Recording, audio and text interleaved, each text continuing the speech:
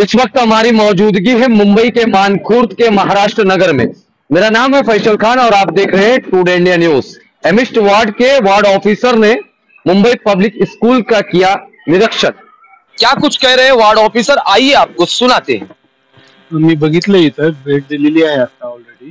तर त्यामध्ये एका हॉलमधले आहेत क्लास, तर त्यामध्ये पार्टिशन करता येतात, आमच्याकडून पार्टिशन करण्यात येईल आणि जे मुलांची व्यवस्था आहे ती योग्यरित्या करण्यात येईल ह्याची आम्ही काळजी घेऊ। तसं तर काही नाही आहे, त्यांचे विषय त्यांनी मांडावेत। माझे जे पीए आहेत त्यांच्याकडे त्यांनी त्याबद्दल सांगावं की कुठले विषय आहे। तर त्यासाठी माझं सर्व जनतेसाठी 2 दिवस मी रिझर्व ठेवलेले आहे ऑलरेडी, शुक्रवार आणि सोमवार। त्यामध्ये 3 ते 5 ह्या वेळेमध्ये मला कोणीही भेटू शकतो। त्यामुळे त्याचं काय पीजी आहे, यस पब्लिक ग्रीव्हन्स आहे। आपल्या एरियामध्ये जो आहे त्यामध्ये जवळपास 85% स्लम एरिया आहे, जवळपास आता तो 90%च्या जवळपास झालाय।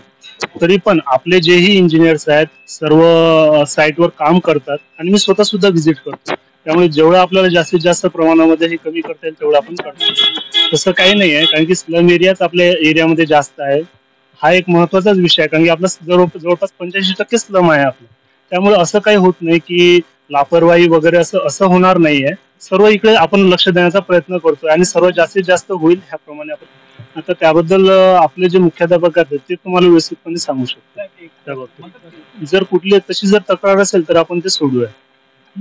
आप सुन रहे थे एमिस्ट वार्ड के जो वार्ड ऑफिसर है, क्या कुछ कहा उन्होंने, इस पे आपकी क्या राय है कमेंट सेक्शन में जरूर बताएं।